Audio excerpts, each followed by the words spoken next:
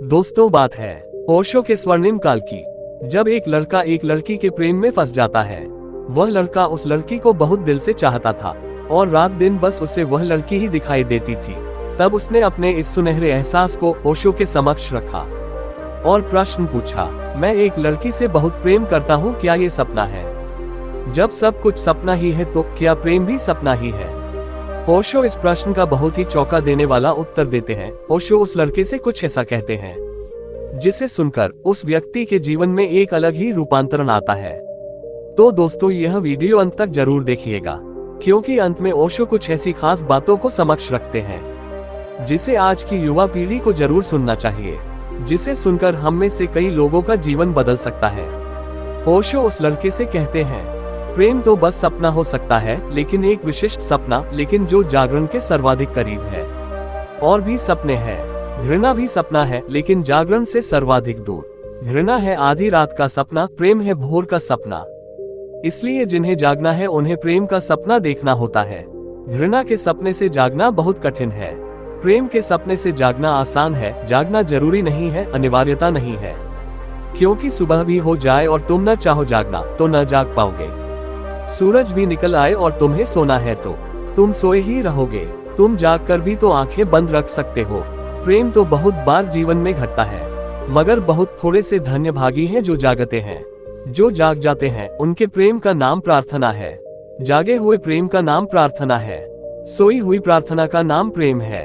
प्रेम तो सपना ही सपना है, मगर बड़ा प्रीतिकर, मधुर, सुस्वादु, लेने योग्य। और जब मैं कहता हूँ प्रेम अनुभव करने योग्य सपना है, तो ध्यान रखना, ये वक्तव्य सापेक्ष है। सभी वक्तव्य सापेक्ष है। मैं घृणा की तुलना में कह रहा हूँ कि प्रेम जानने योग्य सपना है। मैं प्रार्थना की तुलना में नहीं कह रहा हूँ। प्रार्थना की तुलना में तो जितने जल्दी प्रेम से भी जाग जाओ उतना शुभ। और फिर प्रार्थना के पार परमात्मा है। तो प्रेम की तुलना में प्रार्थना बेहतर, लेकिन प्रार्थना में ही अटके मत रह जाना। पूजा पाठ और अर्चन और प्रार्थना और निवेदन यही सब न हो जाए। डूबना है ऐसे कि प्रार्थी और प्रार्थ्य दो न रह जाएं, कि भक्त और भगवान दो न रह जाएं। प्रार्थना भी छूट जानी चाहिए एक दिन, क्योंकि प्रार्थना भी थोड़ा शोरगुल है। प्रार्थना भी थोड़ी सी विचार की छाया है। संसार गया, लेकिन उसकी कुछ रेखाएं छूट गई है। यात्री तो गुजर गया, उसके पद चिन्ह रह गए हैं। यात्रा का तो अंत हो गया, लेकिन यात्रा में जमी धूल अभी भी तुम्हारे वस्त्रों पर है, उसे भी घो डालना है। प्रार्थना में भी कहीं ना कहीं थोड़ा सा मैं शेष रहता है। कौन करेगा प्रार्थना? और जहाँ मैं है वहाँ अभी भ्रांति मौजूद है। प्रेम में मैं कटता है, काफी कटता है। प्रार्थना में और भी कट जाता है, बस छाया रह जाती है। लेकिन छाया भी काफी है भटकाने को। छाया के पीछे भी चल पड़े अगर, तो भटक जाओगे, बहुत दूर चले जाओगे। छाया भी जानी चाहिए। घृणा का जगत है जहाँ लोग जी रहे हैं। चूंकि लोग घृणा में जी रहे हैं, मैं प्रेम की बात करता हूँ।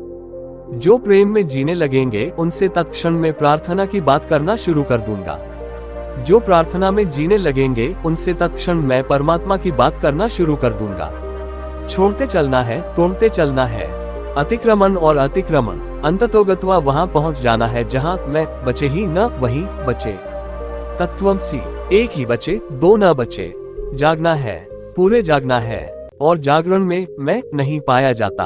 और जहां मैं नहीं, वहां कैसा सपना? कौन देखेगा सपना? जहां मैं नहीं, वहां रह जाती है सिर्फ साक्षी चेतना। वहां कोई दृश्य नहीं रह जाता, सिर्फ दृष्टा रह जाता है। और दृष्टा का जो अनुभव है उसे चाहो समाधि कहो, चाहे निर्वाण कहो, चाहे कैवल्य कहो, जो तुम्हारी मर्जी हो। तो तुमसे मैं ये कहना चाहता हूँ, घृणा की तुलना में कहता हूँ, प्रेम को पकड़ो, लेकिन प्रेम को ही पकड़कर बैठ मत जाना और आगे चलना है। प्रार्थना की तुलना में प्रेम को जाने दो, प्रार्थना को पकड़ो, लेकिन प्रार्थना को ही पकड़कर मत बैठ जाना और आगे चलना है। चलना है तब तक जब तक कि चलने वाला शेष है। जब चलने वाला शेष न रह जाए, गंता न बचे और गति ही बचे, तब समझना कि आ गए घर। फिर सत्य है, तब तक तो सब सपने ही सपने हैं। अच्छे सपने, बुरे सपने, मीठे, कड़वे, स्वर्ग के, नरक के, मगर सब सपने हैं। सत्य तो एक है, साक्षी। आज इतना ही।